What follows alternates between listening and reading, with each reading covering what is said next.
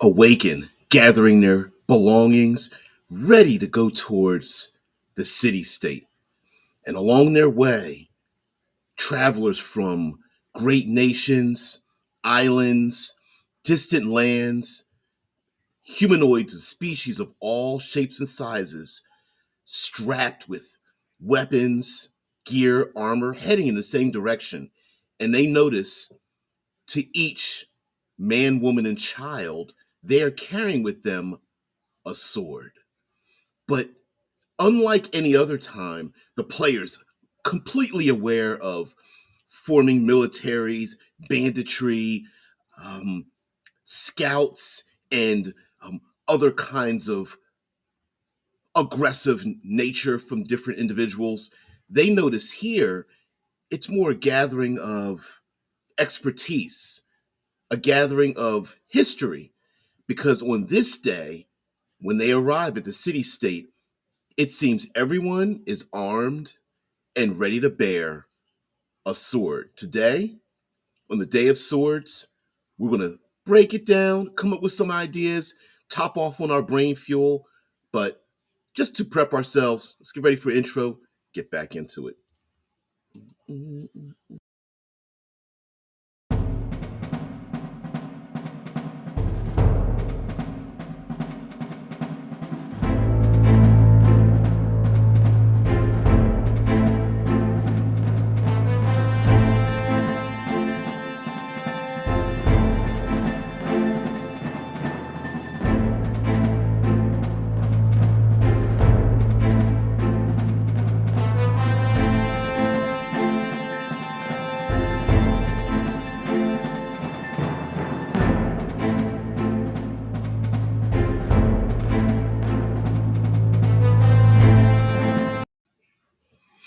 All right, creatives, community, and kind folks, welcome to RPG with DBJ. I am your host, DBJ, and today here in the States, it's actually a special day.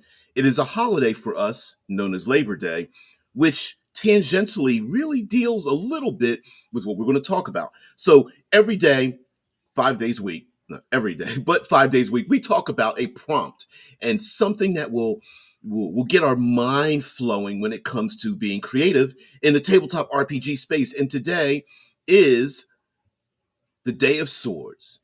And what better icon in role playing and in fantasy is the classic sword? Now, of course, there are um, plenty of historical recreations of swords throughout all of history.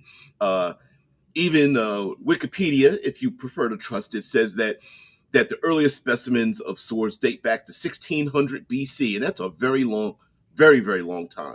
We have great YouTube channels dedicated to nothing but the physical use of and historical context of swords.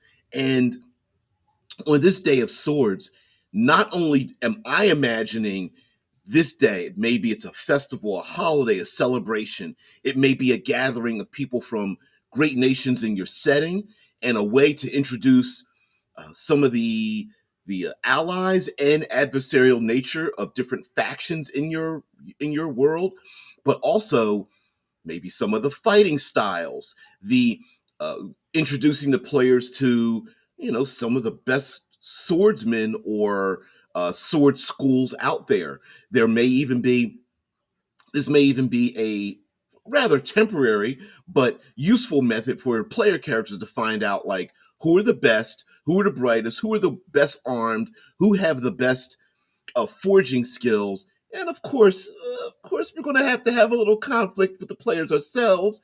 Maybe there's open tournaments or some kind of a challenge rating introduced in this kind of thing.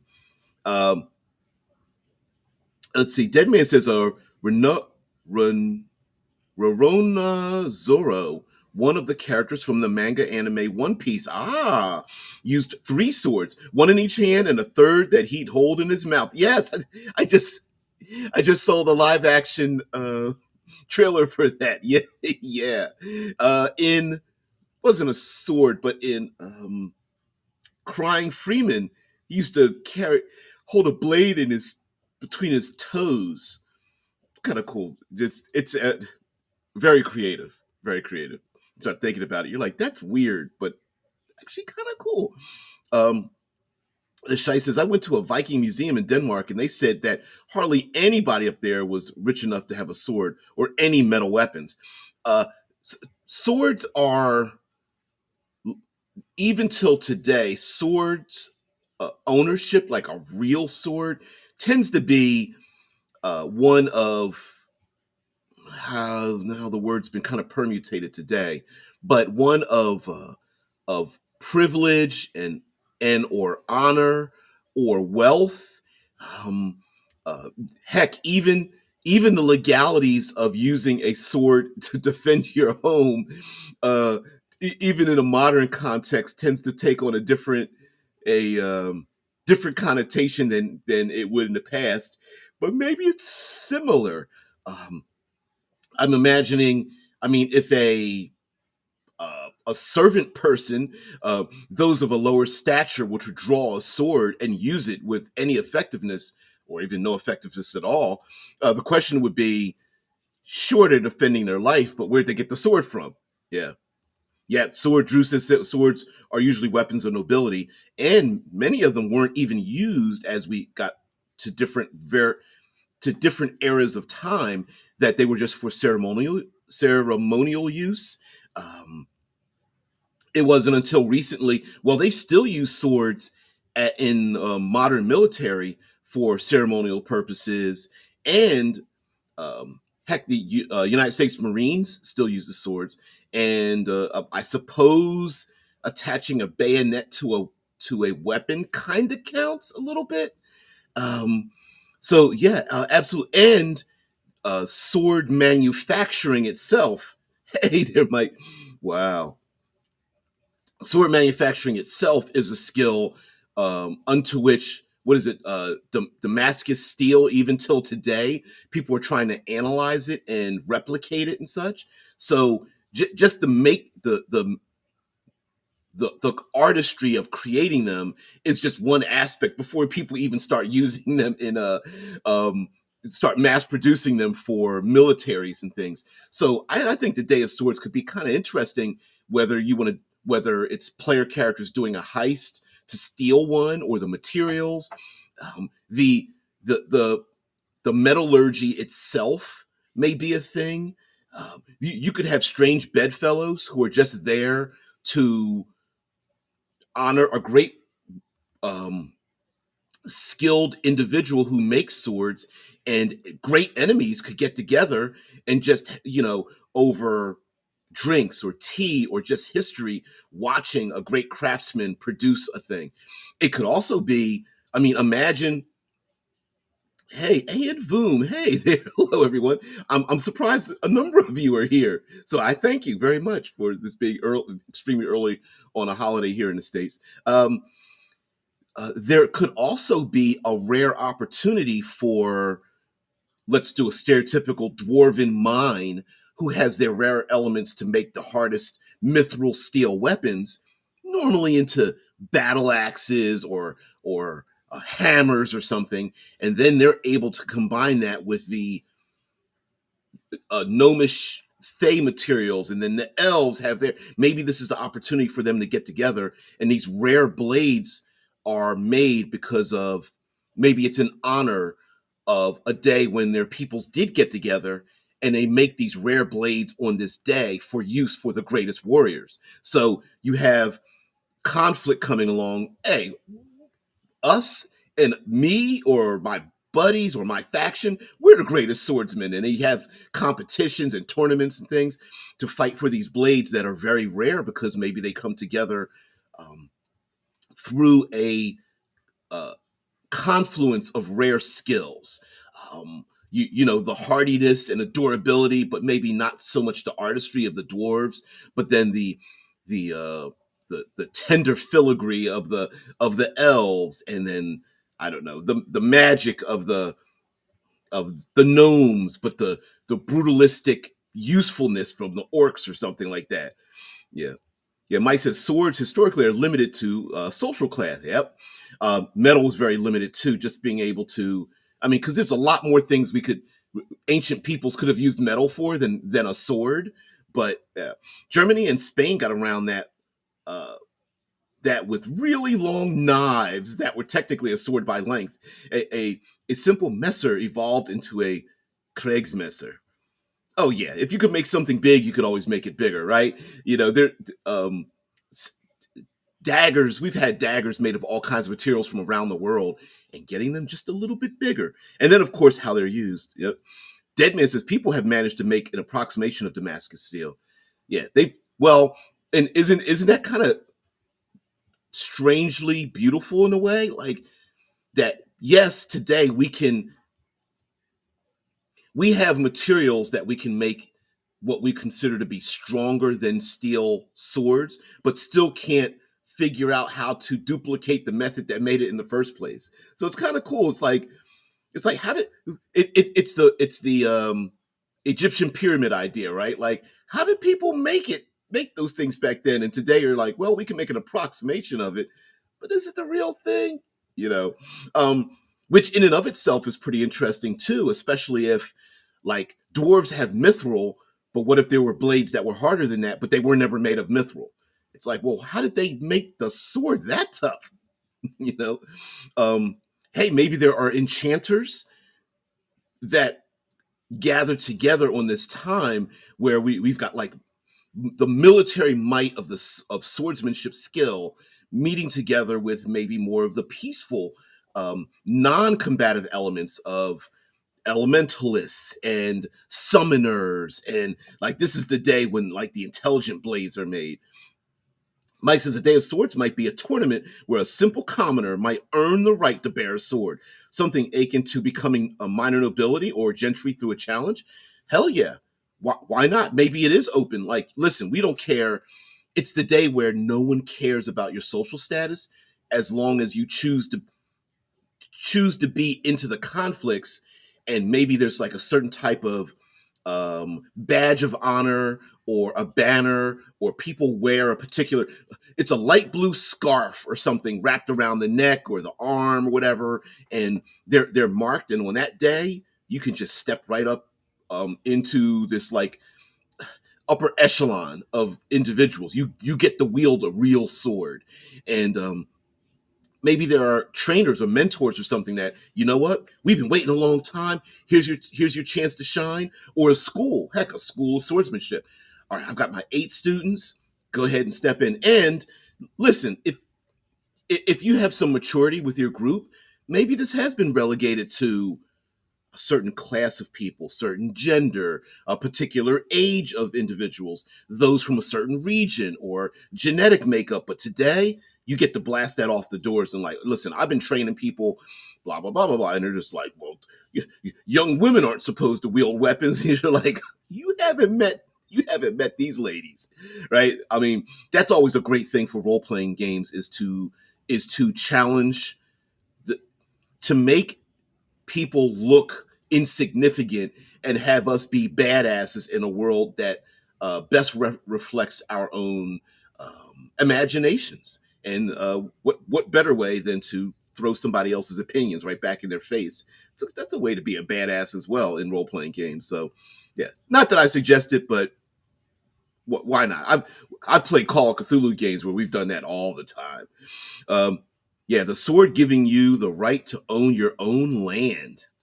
Yeah, yeah, yeah. Or maybe there's even maybe some of these tourneys or something, but maybe there's a no the nobility, whoever's in authority in this place, nobility, rich merchants, council of seven, whatever, and they're giving away like the sword is given away with land or loyal retainers or even something like even going even so far to become fantastical. Maybe there are regions of the nation that need defenders.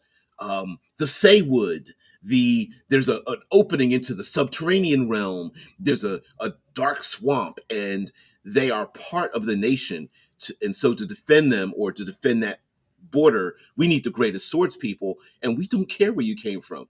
And along with that land, maybe you have to protect the countryside from whatever's on other side. So yeah, we'll give you about 5 acres, but it borders the dark swamp. So here's your great sword. Thank you very much for getting. Here's your land, and here's 10 retainers. Go ahead and live your life, hopefully very long, defending our lives. Um, mm-mm-mm. A and Voom says, yep, they call them sacks here in the north of Germany, used since the 5th century. Some people say that gave the Saxons their name. Ooh, I did not know that. That's awesome. Also, how interesting is it that the types of swords, like if you just type in swords for Wikipedia, um, sword terminology and the way they're used is always like it's always sword creation is like chess, as different types of swords were created for different methods based on region and whether you're mounted, whether you're soldiers, whether they're small group versus large group. What was available? Was it bronze or copper and brass and steel and other alloys and things like that? Mike says in Arkansas, toothpick is all but a short sword, yet being almost as long as a Drusus in size, despite being a dagger. Yeah, yeah. I mean, there's the whole like short swordish machetes and all that kind of thing that are basically they're just shy of swords.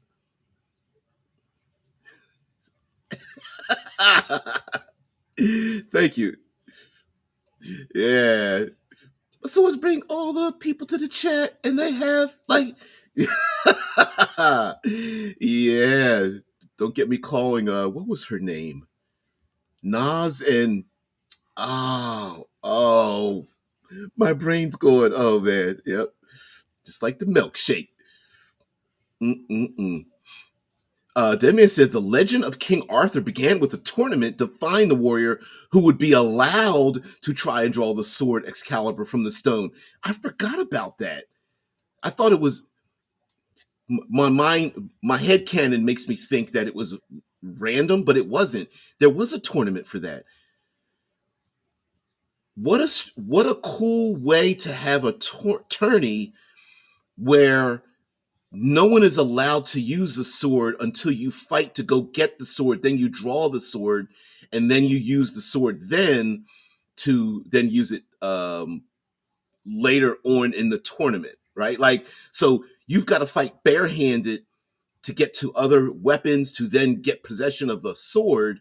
And it might, and this might all be perfunctory, right? Like you must wrestle, then you must use shields and spears, then you must use pole arms, and you must use flails and maces and things, right? And then once you get through all of these things, and maybe there's something else too. It's the it's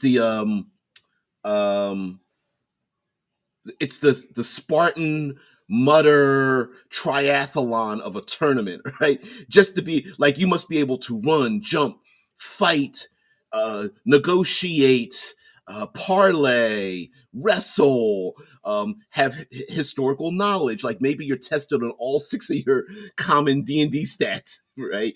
And then if you pass that, then you can use a sword to then engage with other people. And I mean, you could really start to challenge your players in many ways if you want to do tournaments, which we do have a day of contest, so maybe we're getting far too much into that.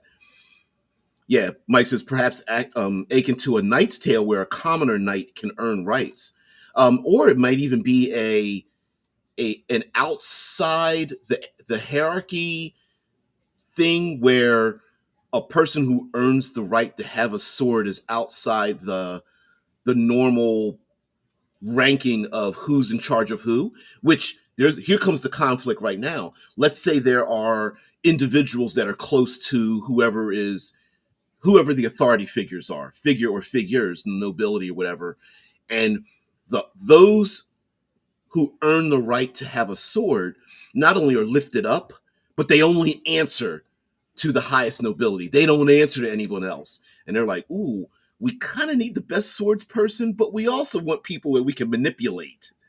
Right? Yep. Ayn Voom says, I mean, that sounds great. A wizard academy is a worn out trope, but a warfare fencing academy?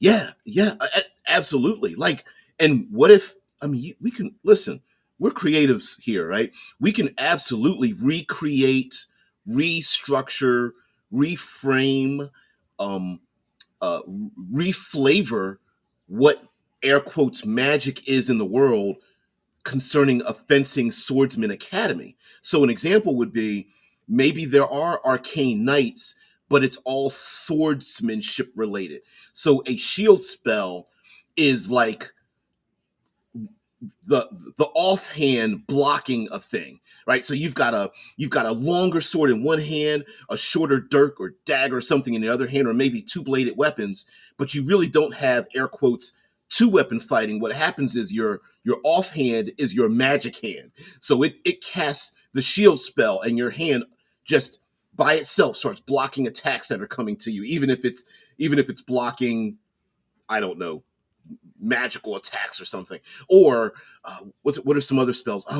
You swing your blade so fast that it becomes like um, a burst of flame for just a minute. You scratch the blades together and flame shoots out at someone or something like that. Like you could just reflavor all of this. Heck, your shield spell could be reflavored as dodging an attack, right? Oh, I thought an enemy sees this, like an enemy orc or something sees this from the people who master in the swordsman academy, and they throw the spear or whatever, and they cast a shield spell, and it's like I was on point, and then in a split second, the person like rolls away, and it's like I swear my spear went right through him, but instead it was like, yeah, you thought you hit him, but you really didn't. They moved away at the last second, boom, blocked it. You know, uh, yeah. The dark in German to Dark Eye. I've got to get this game. So in the German TT RPG, the Dark Eye fighters had access to different academies that yielded different bonuses. Yeah, Drew says the Dark Eye has plenty of fighting academies. It would also be interesting to have fighting academy, like maybe the players learn about these fighting academies that they're so hyper specific on the academy teaching way to overcome an attack that their specificity makes them dominant on the battlefield, right? Like, for example, let's say I need to come up with some, there's mounted fighters, and they're high speed, lightly armored, mounted cavalry fighters with these swords.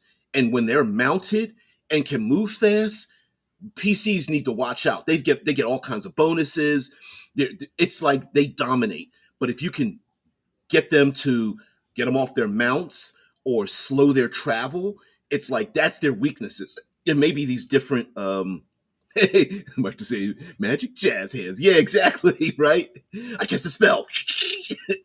um Maybe these techniques have always been created by these schools because they're always trying to defeat the next school with the next biggest thing. And all of these things might be a way for them to be both dominant and the players to learn the weaknesses.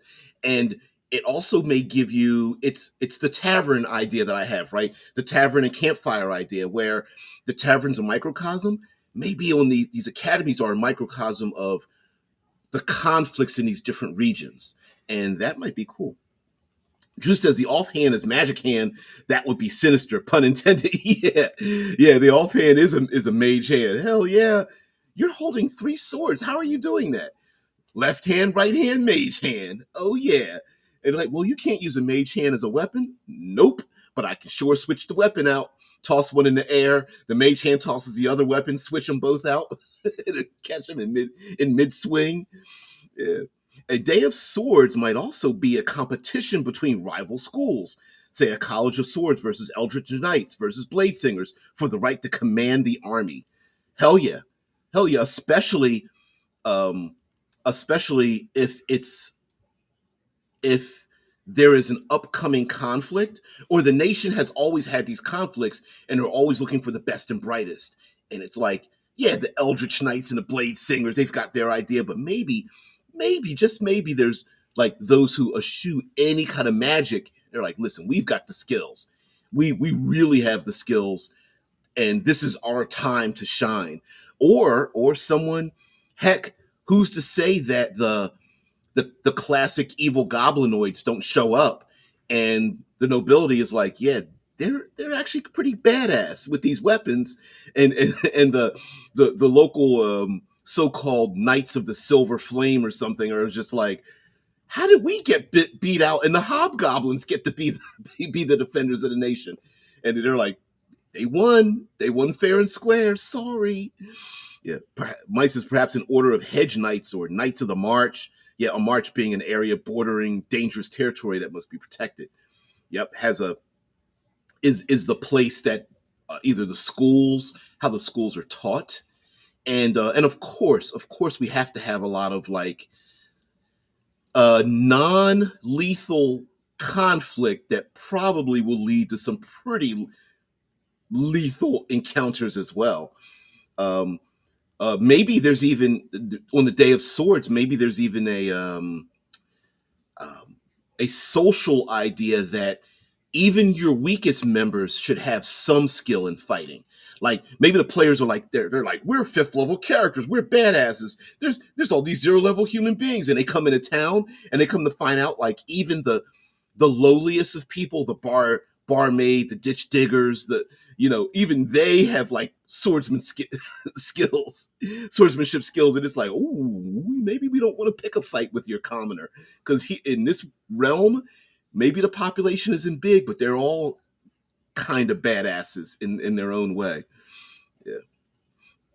Voom says, I right now have the weird idea to run a game that combines Harry Potter's Houses of Hogwarts, but in fighting academies. That'd be awesome.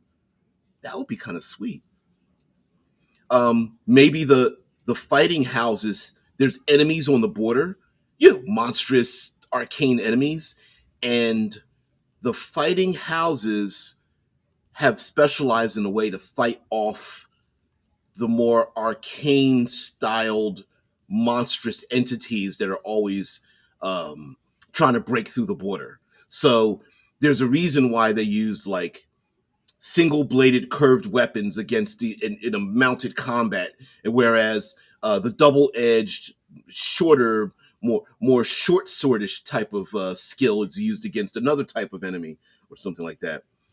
Yeah, like one house are fancy fencers, another likes great swords, yet another do two weapon fighting, and so on. Hell yeah, hell yeah. And you we could even go even further with that. Um, what if there's a group of people that they all carry four swords? You're like, four swords? Yep. And it's like they're not the best made swords, but they they use one sword to throw, and another sword like is literally used to impale an enemy, and then they draw a third sword to do a thing like maybe they're the MacGyver of swordsmanship, right? Like they use their swords to slash the buckles on people's armor and weaponry to get them to drop their stuff. They use the swords to reflect sunlight into the eyes of their enemy. They use the swords to slash against their own blades to create sparks or something to ignite things on fire. I don't know. Uh, they jam a sword in the ground and can um, take two steps and jump on the hilt of the sword, and it springs them into the air. I don't know, something pretty ridiculous. But the most ridiculous thing I've seen in, and it's a great movie too. Most ridiculous thing I've seen in a Hong Kong action flick was two swordsmen were fighting each other, and I can't remember what year this came out. It got to be like early '80s, I think. And it was clearly one was like Chinese, one was Japanese, and they would jump into the air, of course, incredibly tall, draw their sword out, and then spring off of the sword they had in their hand to jump up in the air even further. It was so ridiculous. I loved it. And then at one point, they fell off a cliff fighting each other. And then, but they didn't want the fight to end. So they started grabbing each other and throwing each other back up in the air so that they wouldn't fall off the cliff, but they were falling down. It was really weird. The hobgoblins won because they have mastery of Kensai. Yeah, hell yeah. Mark Desune says, I was going to bring up the sword cards in tarot, but my Google search is yielding so many different definitions that I wouldn't know how to implement it. Yeah, because heck, there's even I someone even did a on YouTube did history of a history of why in hip hop, rap artists and hip hop specifically mispronounce through consensus the use of the word sword into sword on purpose, and it's become a thing in uh, um, hip hop to use the word sword with the W hard with a hard pronunciation. HCAT, yeah, Hong Kong Action Theater. I didn't know anybody knew about Hong Kong Action Theater. Yeah, Feng Shui and Hong Kong Action Theater is definitely that way. For those who don't know, those are two old but masterfully created role playing games that where the rules are literally built around the wuxia of wire kung fu and stuff, and takes itself seriously. Yeah, pretty cool games. Very cool games. I've got first and second edition of Feng Shui. I don't have a copy of HCAT, but I've played it before. Um, there's a trait in it called Sacrificial Buddy. If that means anything. Well, there's another trait called Bad Dubbing. It's Anyway, great games, great games. Mark DeCilli says, I was going to bring up the sword, the tarot cards. Yeah, it's hard to find things like that. Oh boy, my creative juices are getting going. Well, that's why we're here. That is exactly why we're here. Wasn't there this one system that had all these fighting techniques? I I don't know. I mean, the fighting techniques could be like a rock paper scissors in a way, like one technique defeats another technique. But then if you travel along the circle of fighting techniques, there's always one that can defeat you. I don't know. Ooh, Drew says, or quite recently, Righteous Blood, Ruthless Blades. I wonder if Thirsty Sword Lesbians fits into that category as well. I don't know the game. I know it was an extremely successful Kickstarter. I think a Powered by Apocalypse hack, if I'm not mistaken. Yeah, Mike's is think of a tournament that started a lot like the Tale of Excalibur, but it's less about the right to be king and more about a prophecy of a returning evil. Plot twist: the swords that's trapped, ooh, in stone, water, and ooze, the dragon's cave is the evil, like Stormbringer. Ooh, so would it be a backwards? Hmm.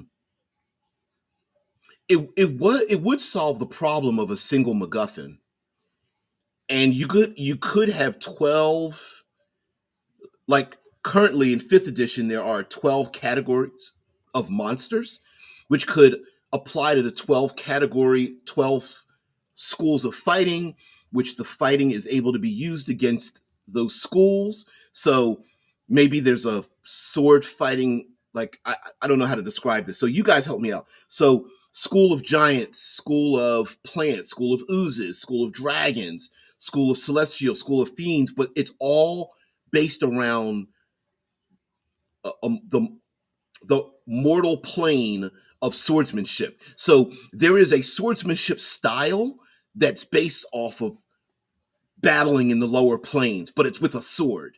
And maybe it comes with screaming blasphemies at your enemy. Literally there's a technique that like steals your soul, right? Like like, don't fight me because in five moves I can carve your soul out of your body or something like that. I don't know. um there's a swordsmanship of the dragon where it's like a wing buffet and a tail strike or something, and you can strike at someone from the air like a Superman swing or something. I don't know. You could even get even more arcane with it, like mounted dragon riders that ride on the back of worms or serpents or wyverns or drakes. Maybe that's where that comes from.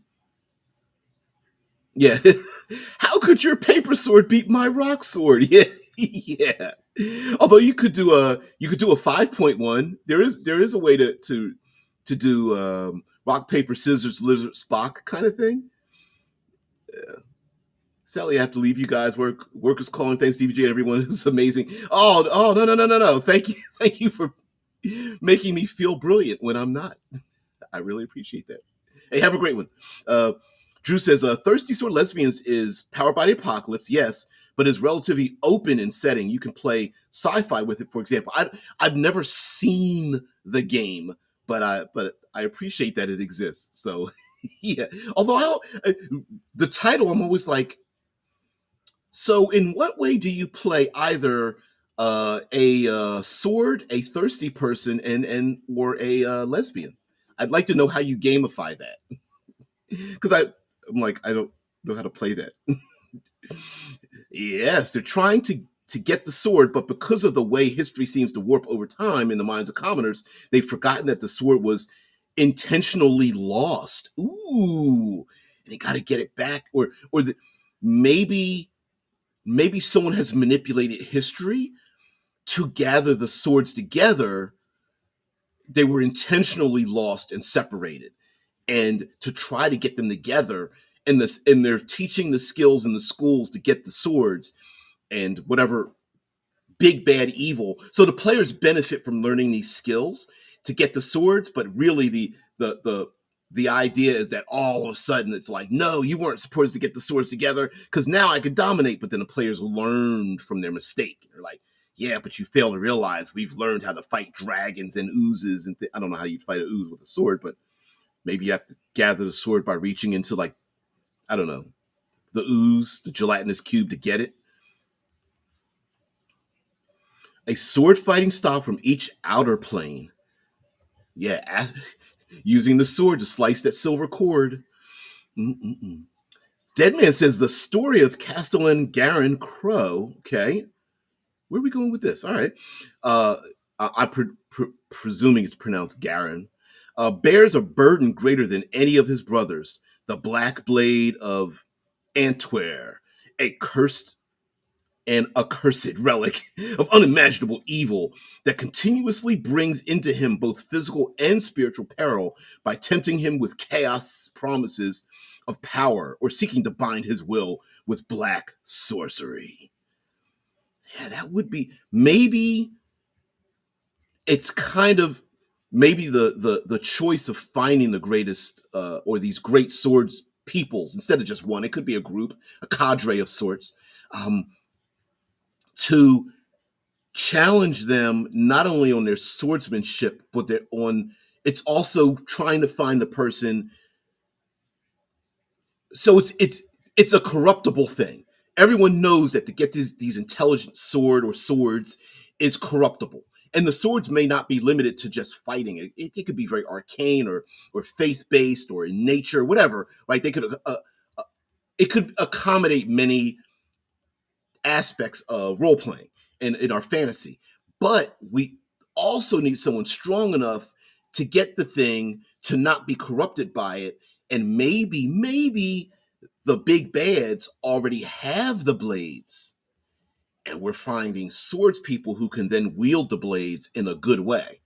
Like, for example, we always think of ourselves like druids and elementalists or something, but maybe there is a dominant elemental king that has um, the big bad evil guy has the dominion over the four elements or classic four elements and all their subsidiaries, right? And they're against the PCs, and the PCs are like, how can we defeat them? And it's like, well, they they they have the sword that gave them the right to make the elemental princes bow down to them and this person and makes them an enemy. And the PCs are like, okay, so how? It's not just stealing the sword. No, you have to be someone of a great strength and arcane knowledge and skill. Um, I don't know. Mike starts naming them off. Okay, okay. Yeah, the nine blades of hell, the ordered strike from Mechanus, or Mechanus. Yeah, the way of the broken mind from Limbo, the rising strike from Celestia. Yeah, I'm liking that. Um, the crossed blades of Concordia, the balanced blade of Concordia. What are some other ones? Um, the wild or the bestial or the feral blades of the beastlands or something. Yeah, I don't know the feral edge or something like that. Yeah, it's like you're not being trained. You just have to release your mind, embrace the rage, the animal inside you with the blade in your hand. Yeah, Mike says, yeah, Dead Man, that's 100% a sentient magic weapon. Yeah, a day of swords might be a tournament or event organized by rival intelligent blades to bring their users together to resolve the rivalries. Ooh, possessed by the blades themselves, they use their host to resolve shit between them over and over. Wow, maybe the big bads have never been the big bads. It's always been the swords themselves. The Lich King you've been fighting, nah, it was the blade. The Dragon Prince or something, nah, it's been the blade. The onslaught of the cult to summon the creatures from the nine hells or the abyss, nope, it was never the cult leader. It was always the blade. It was always the blade in the background or blades in the background. Ooh, sweet. The blades literally slice a portal to the outer planes of existence, the elemental planes. Like maybe this has been a war. The prime material plane has always been the battleground for the blades that maybe belonged to the deities, um, that created. Oh no, what if maybe it's even further than that? Maybe it's like the chicken and the egg. Maybe the deities themselves were mortal beings that grabbed these blades and they went on to become elemental, astral, outer plane beings. And the swords themselves have been like, nah, I don't need you anymore. I'm gonna find somebody else.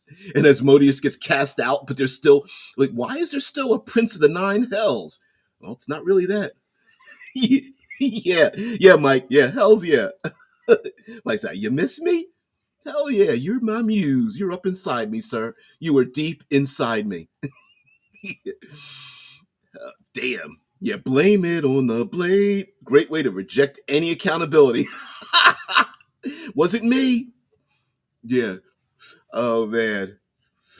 Uh Saw me fighting on the by the river. It wasn't me. Saw me battling near the volcanoes. It wasn't me. I saw you fighting in the swamplands. It wasn't me. Yeah. Hey, hey, I was mind controlled. Whatever. Yeah, the blades themselves are like literally the ultimate patrons, ultimate warlock patrons. Yeah, yeah, combo intelligent swords from the outer planes who founded the fighting styles themselves. Yeah, to eventually, ooh, this crazy. This is so crazy. I love it. I love it so much. And if we really want to get it, like, yeah, we're talking really crazy and fun and stuff. But if you're really into the history of swordsmanship and blades, like we can come up with, let's see, let's do a little search here for swords from around the world, uh, the world and through throughout history. Let's get some images here we because we often, I mean, come on, we're role players, right? We often do um the very simple thing of like um, common medieval on during a particular time and space. Hey, Vince, yeah, oh, you missed the swords. Anyway, but I mean, there are plenty of swords, and I should get one of these Amazon books with the different swords in it. But anyway, let's get some images here. Let's see if let's see if we can draw this. Will it let me see if we can pull up a great image of swords? There we go. Let's share this tab instead. All right. So popular historical swords. So these aren't just all of them. And of course, like I said, there's YouTube channels that specialize. Um, I can't think of their names off the top of my head, but I guarantee you I watch them and learn a lot about them. And even they in many of those they pretend like they'll put in their thumbnails the best swordsmanship skill for something or whatever, right? But we all know that the swords are based on a particular to solve a particular issue, whether that issue is like money, whether it's cavalry, whether it's fighting in confined spaces and things of that nature. And whether hilts are good and all that kind of stuff. But some of these swords are pretty interesting, and what a great way to flavor the different regions in your world, right? Um, some of these blades, you look at them and you're like, that is really different if you take a deeper look at them and how they're used and such. Definitely get some images or videos of people using some of these swords, great swords and short type of swords and how they're spun. Watching sword dancing is amazing as well. I mean, look at this damn thing. Horse chopping sword. Maybe we don't want to start chopping up innocent animals, but damn. Like, what's this sword do? Chops the legs off of camels and elephants and the elven riders that ride on elk through the woods or something like that, right? Back swords, rapiers. What's this sword do? Yeah, it protects my hand and traps your blade in mine. All these curved swords for mounted battles and such. Anyway, I'll get back to the chat. I can't see the chat at the very moment, but cavalry sabers, naval cutlasses and things, being able to swim with them. Hey, PC, you want to be able to swim with a sword in your mouth? Yeah. Yeah. Swords from around the world. Revenge of the Katana Plonkers. Yeah. Yeah.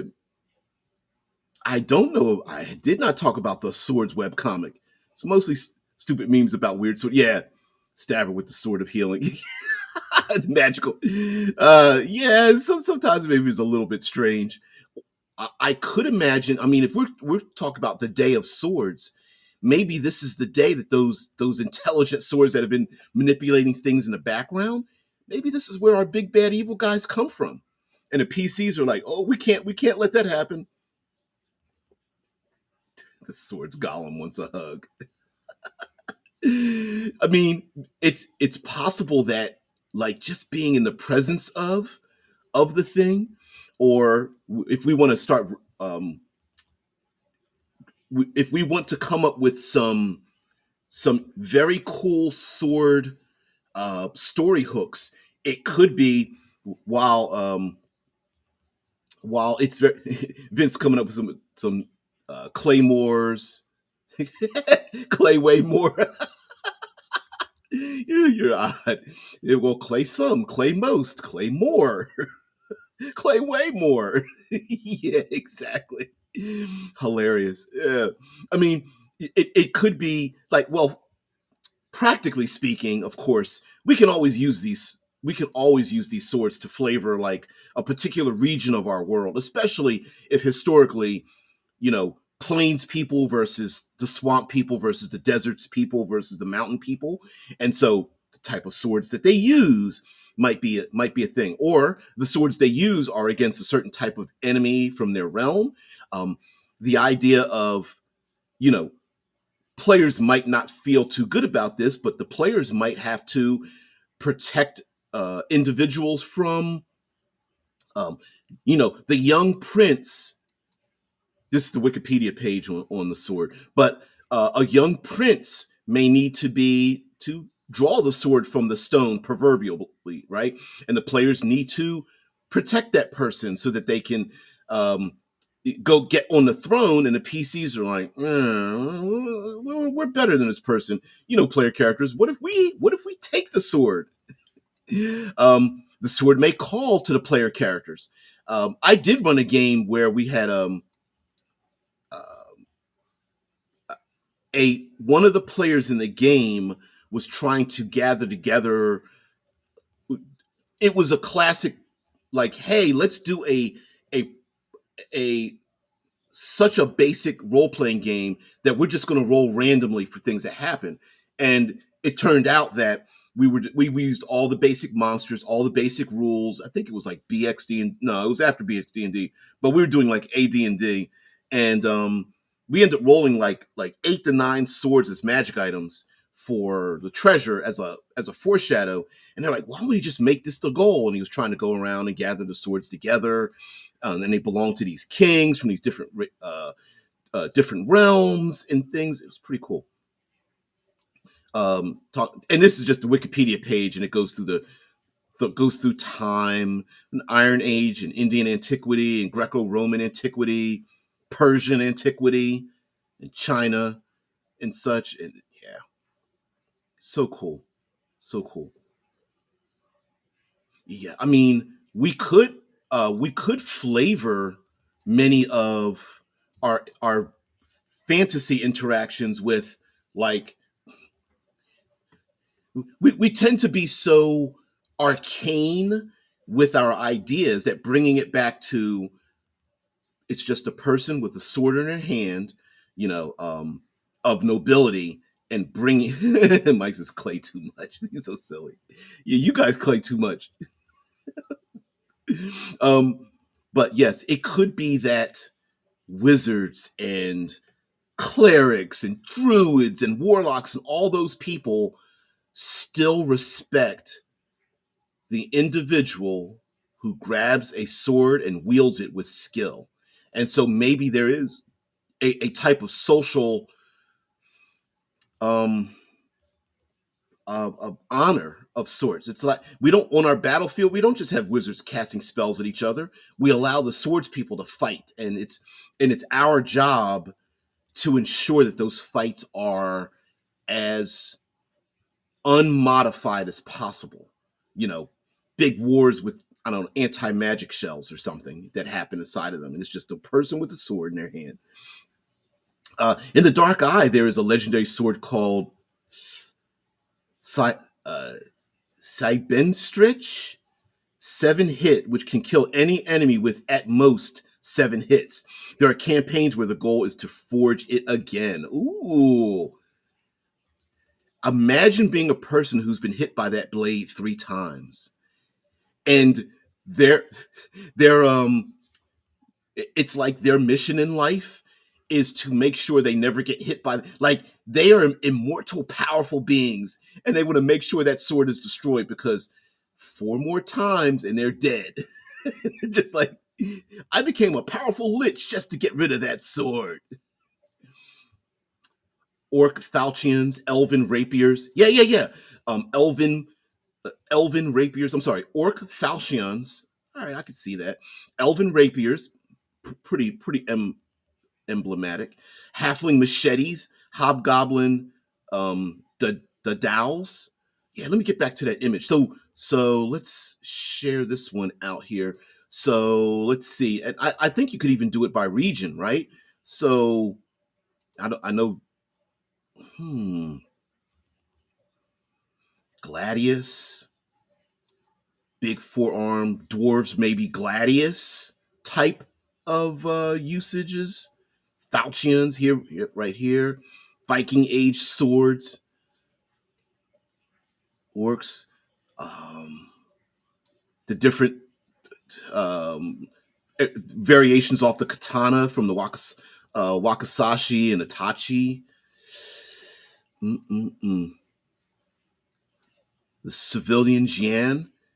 Seen people use these weapons, two-handed swords. Mm-mm-mm. I wonder if a horse chopping blade could be used like small folk, because of they call it horse chopping, but it's to kill giants. Chop them off at the thighs or something. Or halflings could use like these Persian curved weapons as they're riding on the back of, like, what we would consider small, like ponies or wolves, or uh, um, predatory cats or something, and they use these curved blades riding across plains, or in and out of like heavily dense forests or something like that. I don't know. Naval cutlasses by people that live near lakes or rivers. That'd be awesome. One Piece has a whole power system for swords with different grades, cursed swords with their own will. Yeah. Live action One Piece. I wonder if it'll be any good. There's also the trope of trolls and fae being weak to iron and steel. Swords can just have some anti magic properties depending on the metal. Mm-mm-mm. Yeah. Drew says we don't say sort of sorts. Instead, we say of swords. Swords. Um, to, to get back to a hip hop thing about the word sword being used, And it was kind of a cool little um, essay that somebody put on YouTube about why it is that hip hop artists, you like, especially Wu Tang, if you ever listen to that, 36 Chambers and Liquid Swords and all that kind of stuff. Let me see if I can find some of this. 36 Chambers.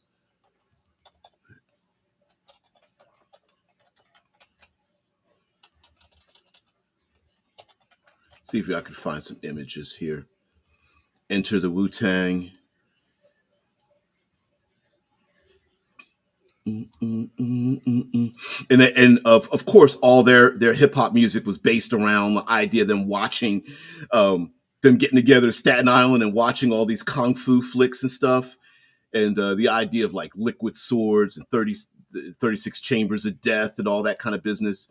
And what's cool about something using the word sword is the fact that the word is inside the word sword, which is why it's pronounced that way, so that you can have alliterations off of my words cut like swords, which is why they say sword. It's basically, long story short.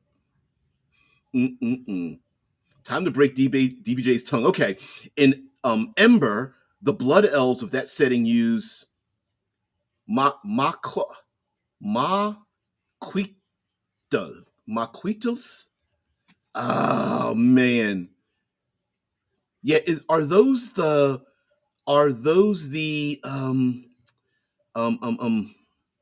Jade Maquitos? Mm-mm-mm-mm-mm-mm. Let me see if I could. Let's see if I can find this. Am I able to get it? UAC. All right. Let's see if we. I know there's ones there where there's jade placed into, or maybe that's a mace or something. Oh, it came up. Yeah, yeah, yeah, yeah. Okay, okay. There we go. Yeah. Wooden swords of Aztec warrior clubs. Yep. And they have stone and onyx and obsidian like blade chunks on the edges of them, so you can hack into somebody, but it's got the weight of a blunted weapon behind it. Obsidian maquito. Maquito. Ah, man. Yeah. I love it. Oh, there's a great image right here. I'm liking this. You don't often, and it's that's not something you often see in fantasy. Um, am I sharing this with you guys? Yeah, yeah. Still weird that a long, sharp metal stick has such a universal appeal. It is. You would think the spear. This is just my opinion. You would think the staff and spear, but I think, but there's a nobility to it, right? So the sword is rare enough to be an of antiquity for a noble class, whereas like a spear and staff, I think is far more. I don't know what you call that. A working class weapon, if I have to, if that makes any sense, right? Like if you go on a long trip, everybody and their mom is taking across with them a walking stick, a large pole, a put a blade on the end of it, and they hunt with it. Whereas a sword is specific to a type of uh of encounter. I'll say, right. Um, yeah, Vince says even though in war they are usually not the optimal choice and are mostly used as backup weapons. Yep, and you got to be rich to have one. You have to have access to. Let me not say rich. You have to have access to resources, and having access to those resources makes you somebody who is important. So you have to have people skilled to make them. You have to have the ability to gather the ore in order to make them. You have to have people skilled enough to then forge the weapon to make them of use, and you have to have yourself and others trained in their use. And so all of that tells your enemy, ooh, they're probably a dangerous nation if they're carrying a sword with them. Yes, Vince is sorry, Mike says, Vince, there are some universal truths. Every culture has legends of giants, dragons, undead, and almost always an axe and a sword of some kind. Yep. Yep, it is a universal appeal to it. Much like how dragons represent our fear of things, and then our mythology gives us dominance over our fears. So we fear um our minds being controlled. We fear temptation, we fear snakes, we fear fire and darkness and predators and things bigger than ourselves and things that are higher above us on the evolutionary table, right? Everyone likes big things, bad predators, and to hit some dudes with sharp things. Hell's yeah. Although you would think, again, you would think like a hammer or a club would be there, but hammers and clubs tend to be a hammer's far more related to working class, hammering nails, hammering against stone with like a spike or something. Crushing someone with a stick is something every commoner can do, but very few commoners can wield a sword. Shai says the W in sword used to be pronounced in Old English. So did the K in knife. Knife.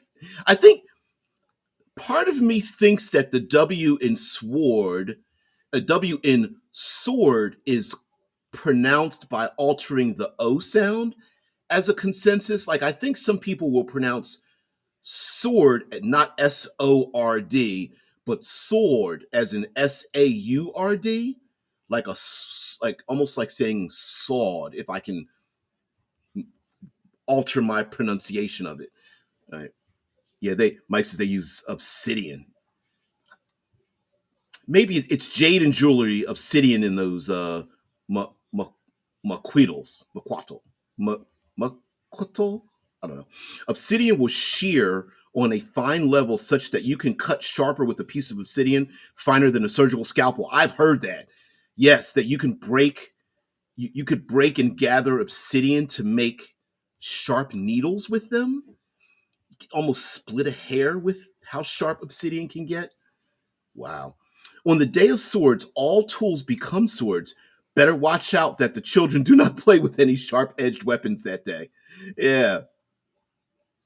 Yeah, I always thought the spear would have been, but for me, like I always thought the spear would be a thing that would have gained dominance before the sword. Maybe it did. Maybe historically the spear did, or at least in certain cultures it did. I always wanted to make a world where the spear, not the sword, was kind of relegated to the side, but the spear represented, like, because the spear kind of to me represents a more holistic value of skills: hunting, traveling, defending someone, being a shepherd, being a person who dominates, someone who has it kind of represents a whole swath of skills rather than just like nobility and stuff. But yeah, Shai says the ball and chain or flail has universal appeal too. It's even scarier. Yeah, I think so. Yeah. Too bad it doesn't work very well in real life. I know the flail, but I don't know. To me, I think the flail exists because it's hella scary. I don't know how effective it was, but I think someone who carried one in battle, other people would be like, I should have wore my brown pants. And someone else is like, I wore my yellow ones. I think there's something scary about them rather than uh than them their practicality on the battlefield. Maybe it was just, oh, that's the badass that brings a flail in the battle. Don't fight that person. Yeah, don't remind me of spears. That makes me only annoyed how bad they are in D&D 5th edition. Yeah, a lot of role playing games don't will do that, right? They'll put a katana or your classic katana or one handed or hand and a half sword, and they'll place them above other weapons that we know historically were far more effective than they really were. Having a spear makes, while a skilled practitioner with a sword can defeat someone with a spear, it makes it that much more difficult, which is why pole arms is so effective, right? It's just something with a pointy end on a long stick that makes somebody very effective in keeping someone away from them and being effective in stopping horses and going after prey and things like that. Yeah. Mike says jade is Maori, obsidian is Aztec. Ah, duh. Yes, yes, yes. Jade is more Islander. That's what I was thinking of. I'm so sorry. to offend those who are islandish, going like, "You messed it up. You have to." Yes, obsidian is more Aztec. By the way, our present day W was pronounced as a V 1,000 years ago. Oh, yes, yes. Instead of the double U, in, um, what's her name? Katarina Witt, not Katarina Witt. Ooh, she's kind of thick. Yeah, I'm gonna put her up here. Okay.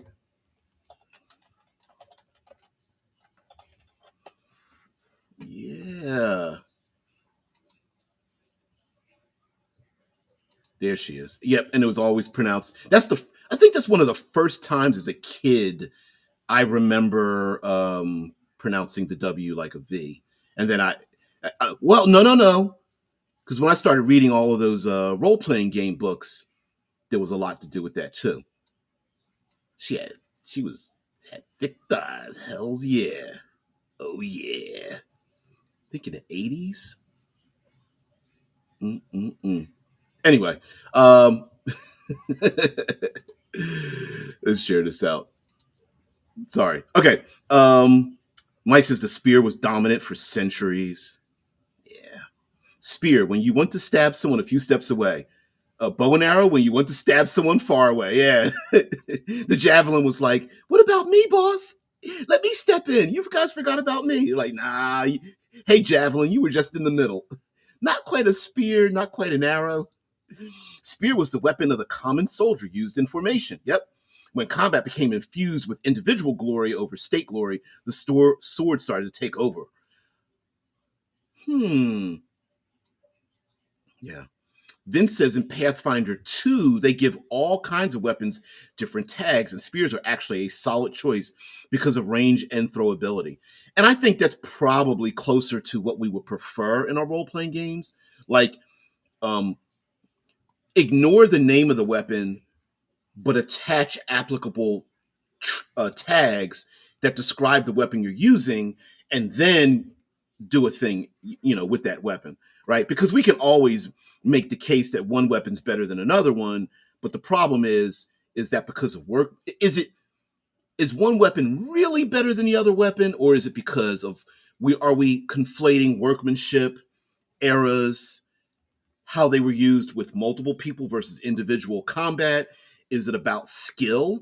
Because one person skilled with one weapon over another one, what we air quotes make an insignificant weapon. A skilled spearman will always beat an unskilled swordsman, right? No matter how much we think a sword is better worked, better made, better equipped, or whatever. A skilled spear tribal person will dominate a person in full armor with a shield and a sword, based on skill level, right? So yeah. Don't apologize. Yeah, Vince says reminds me of the movie Hero in the sword versus spear fight. Yeah, yeah, yeah, yeah. Was it Donnie Yen versus Jet Li? Very, very, very, and it was a fight in their mind. I like that. Mike's like, sorry, not sorry. Started playing Pathfinder 2e and I enjoy it. Sorry, more than 5e. It's far more challenging. I dig a challenge. Yeah. Mike says the lethal tag in PF2E means that the damage die steps up on a crit before doubling, which makes combat far more deadly. A spear can kill you, a rapier can kill you. Getting stabbed is no joke. Yep. I would say, Drew says, I would say the spear is a very good main weapon, while a sword is a good secondary weapon. It is just a sidearm. I would say that maybe the sword became popular because of it's a great equalizer, right? So two people with spears go into battle. They've got these long. It's the classic, the most classic, simplest pole arm you could come up with. I get a long stick and sharpen one end, right? So you go into battle with these long pointy sticks. Two people fight. Their sticks break. They get jammed. They get disarmed. Now what happens? You got to pull your secondary weapon. Now whoever's better at the secondary weapon, because using a sword is not as, I feel, intuitively useful in war, because you don't get a chance to use it in non-war practice. Whereas a spear, you get to use it for hunting, you get to use it in formations, you get to use it for um, herding your being a shepherd and herding a herd, corralling a herd. Um, I feel like you'd get more use of one than the other. Just taking it with you, going on a hike, right? Whereas a sword, you don't get a lot of opportunities to use it. So the person who dominates in their offhand weapon, I'm sorry, their secondary weapon, probably is going to be known for being that good with it. And then, of course, we have society and moving around stuff. So I think it's kind of cool. Tetsudo, yep. Rome was built on a spear, short sword, a shield, and discipline. Yeah, it sure was. Yeah, Nameless versus Sky. Let's see if we can find that. Find an image of that.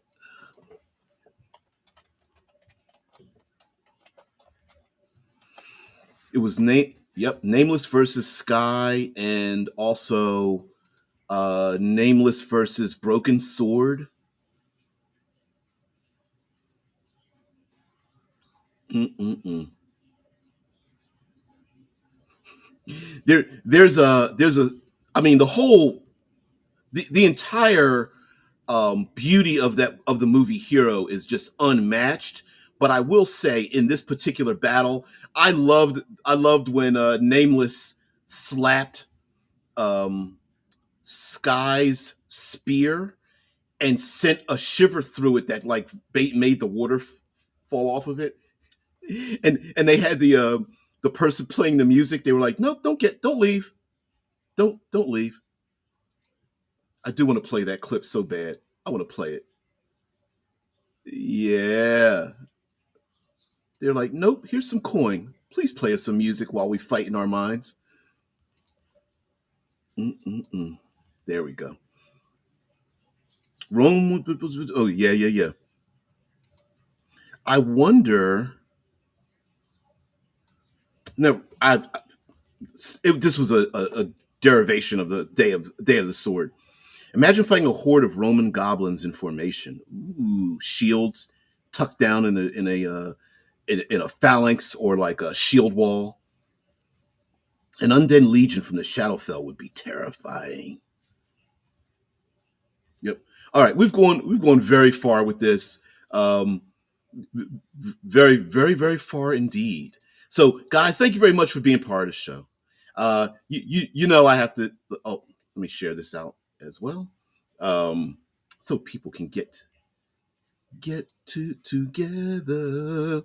Thank you very much for giving us some ideas for the Day of the Sword. I think there's a lot of hooks we can absolutely use, whether players are battling to gain possession of one or find out that the big bads, the liches, the vampire lords, the ooze king, the goblin queen, the raven king, the Medusa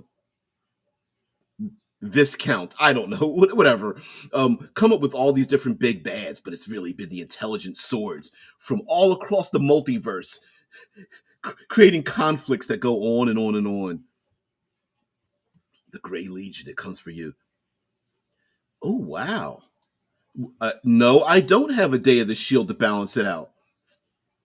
Damn it, I'm going to have to do. Why I didn't think about that, I don't know. But yeah, we'll have to do that. I didn't. I don't know why, Mark. I didn't think of that, but it actually makes a hell of a lot of sense, right? So anyway, guys, thank you very much for being here. I up hella early on here in the States. It is a holiday, Labor Day, a day of giving thanks to Labor Day. Let's see, what does Wikipedia say about the about Labor Day? Not Let's see. Observed the first Monday in September. Labor Day is an annual celebration of the social and economic achievements of American workers. The holiday is rooted in the late 19th century when labor activists pushed for a federal holiday to recognize the many contributions workers have made to America's strength, prosperity, and well-being. Because they had been pretty much beat down by the so-called men who made America. and all the others out there. Yeah, yeah. Mm-mm-mm. Actually, it went on for quite a while. Oregon was the first to pass a law recognizing Labor Day in 1887. Mm-mm-mm. 1894, Congress passed an act making the first Monday in September of each year a legal holiday. And also here in the States, it's also very common that school here in the States begins again around Labor Day. So it's kind of like we took a break through the summer. Here's our thanks for the labor industry. Oh, we got to get back to work again. So it kind of, many schools around here, it used to be that we would get to school after Labor Day, but anyway, um, it starts like a month before that. But it kind of is like the playtime's over, summer's over. We're going to get into the fall and get back to work. So it's also a little bit here. Shai says Labor Day is the non-communist equivalent of May 1st. Yeah, same in Canada. Yep. Happy beginning of a new segment of Infinity. See you on the day of Shield. Yeah, hard being a Shield. It's hard being a Shield in a sword dominated industry. Yeah, Shields don't get a lot of love either. Like the spear, I'm kind of with you on that. Yeah, yeah. Even in hip hop, no one talks about the shield. Everyone talks about the sword. Shields are cool because shields are both a combination of not getting hit and reducing damage at the exact same time.